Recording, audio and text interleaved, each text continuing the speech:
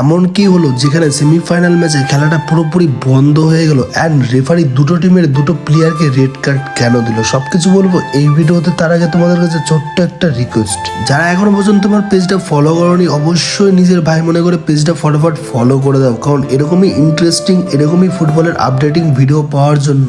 চলো সর্বপ্রথম তোমাদেরকে আমি জানিয়ে দিচ্ছি, এই খেলাটা কিন্তু হচ্ছিল হাওড়া উলুবেড়িয়া হীরাগঞ্জ হীরাপুরের মাঠে, যেখানে কিন্তু আমি দুদিন ছিলাম অ্যান্ড দুদিন প্রত্যেকটা ম্যাচ লাইভ করেছি। যারা মিস করেছো অবশ্য এখনো পর্যন্ত আমার ফেসবুকে আছে, দেখে নিতে পারো। সব থেকে বড় কথা, এখানে কিন্তু প্রত্যেকটা সদস্য আর প্রত্যেকটা কমিটির লোককে জানাবো আমি আমার তরফ থেকে অসংখ্য ধন্যবাদ এত সুন্দর একটা টুর্নামেন্টে আমাকে ইনভাইট করার জন্য। সবার প্রথমে বলছি, এই টুর্নামেন্টে চ্যাম্পিয়ন দল হিসাবে ঘোষিত হয় এসকে ব্রাদার্স অ্যান্ড রানার্স দল হিসাবে ঘোষিত হয় বাজারপাড়া জুনিয়র স্পোর্টিং ক্লাব। আর সব থেকে বড় কথা, রেফারি রেড কার্ড কেন দিল আর খেলাটা কেন অফ হলো? রেফারি কিন্তু রেড কার্ড দিয়েছিল একটা বড় সড়ো ঝামেলার কারণে, যার কারণে দুটো টিমের দুটো প্লেয়ারকে রেড কার্ড দিয়েছিল, যার কারণে খেলাটা বন্ধ হয়ে গেছিল সেমিফাইনাল ম্যাচে।